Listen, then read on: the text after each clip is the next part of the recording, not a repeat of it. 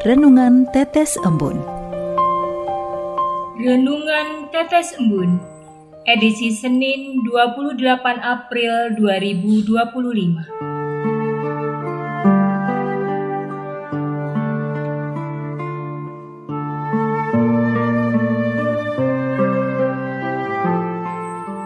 Kelahiran baru. Kutipan dari Injil Yohanes bab 3 ayat 3. Yesus menjawab, "Sesungguhnya aku berkata kepadamu, jika seorang tidak dilahirkan kembali, ia tidak dapat melihat kerajaan Allah." Sobat Katolikana, saya mencoba mengingat masa lalu ketika saya masih kanak-kanak dan duduk di bangku sekolah menengah pertama. Dalam beberapa kesempatan, saya kerap berpikir dan merenungkan tentang pembaptisan dalam gereja Katolik yang dimaknai sebagai dilahirkan kembali dalam air dan roh. Apa arti gerangan ini? Dalam keluguan pemikiran seorang anak kala itu sempat terbersit di benak saya, apakah kelahiran kembali bisa dialami oleh orang-orang yang telah terlahir ke dunia dari rahim ibunya masing-masing? Kira-kira bagaimana ya caranya? Dalam perjalanan waktu, setelah menyelami iman kekatolikan lebih mendalam, pemahaman itu pun akhirnya saya dapatkan. Sobat Katolikana, dalam Injil hari ini dikisahkan perjumpaan istimewa antara Nikodemus dengan Tuhan Yesus, serta apa yang dipercakapkan keduanya juga tentang kelahiran kembali yang menjadi syarat untuk masuk ke dalam kerajaan Allah. Dalam kisah Injil hari ini, Nikodemus tampil apa adanya di depan Tuhan Yesus. Meskipun dia adalah seorang pemimpin agama Yahudi, namun memiliki kerendahan hati, sehingga rasa ingin tahunya terhadap ajaran-ajaran Tuhan Yesus begitu besar. Dengan tegas Tuhan Yesus berkata, "Janganlah engkau heran, karena aku berkata kepadamu, kamu harus dilahirkan kembali." Sebagaimana dinyatakan dalam Injil Yohanes bab 3 ayat 7.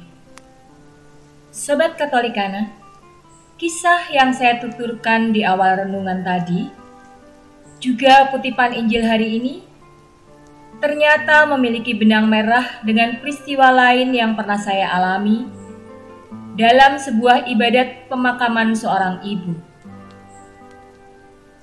Saya sempat mendengar ungkapan cinta terakhir dari keluarganya. "Kami sekeluarga bersuka cita karena ibu kami berpulang. Tuhan Yesus begitu mencintai beliau, sehingga memanggil beliau lebih dahulu. Oleh pembaptisan, kami pun percaya bahwa ibu kami akan masuk ke dalam kerajaan Allah." Ungkapan singkat di atas sungguh kesaksian yang luar biasa sebagai murid-murid Yesus. Suasana duka cita yang mereka alami, kehilangan yang dirasakan, justru diungkapkan dalam kalimat sukacita. Sebab pada dasarnya, Tuhan adalah tujuan akhir peziarahan kita semua di muka bumi ini. Pesan Tuhan hari ini mengajak saya dan Sobat Katolikana untuk berani menerima konsep spiritualitas kelahiran baru, baptisan, iman, dan hidup dalam roh. Kita semua semakin diteguhkan untuk terus membuka hati dan pikiran terhadap kedatangannya, agar kerajaan surgawi diperbarui olehnya. Dengan demikian, kita para peziarah pengharapan kelak mendapat kesempatan menjadi anak-anak terang untuk mengalami hidup yang sejati dalam Dia. Mari kita bersama meneruskan perjuangan iman ini hingga garis finish dengan tetap mengandalkan Roh Kudus yang senantiasa menaungi kita sebagai para peziarah pengharapan. Marilah berdoa. Dalam nama Bapa dan Putra dan Roh Kudus. Amin. Tuhan Yesus, kami senantiasa bersyukur atas rahmat kehidupan yang Engkau anugerahkan bagi keluarga-keluarga kami. Biarlah kami mengikuti jejak-Mu ya Tuhan, dengan hati mantap dan tanpa ragu-ragu. Biarlah semangat dan kasih yang berkobar-kobar selalu kami bagikan kepada sesama yang kami jumpai sebagai peziarah pengharapan di atas bumi ini. Semua kami mohon demi kemuliaan nama-Mu yang hidup dan berkuasa kini dan sepanjang segala masa. Amin. Dalam nama Bapa dan Putra dan Roh Kudus. Amin.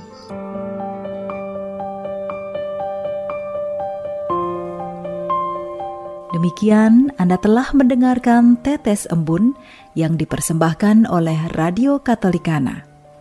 Renungan Tetes Embun bisa Anda simak di Radio Katolikana, media sosial Radio Katolikana, dan YouTube Katolikana.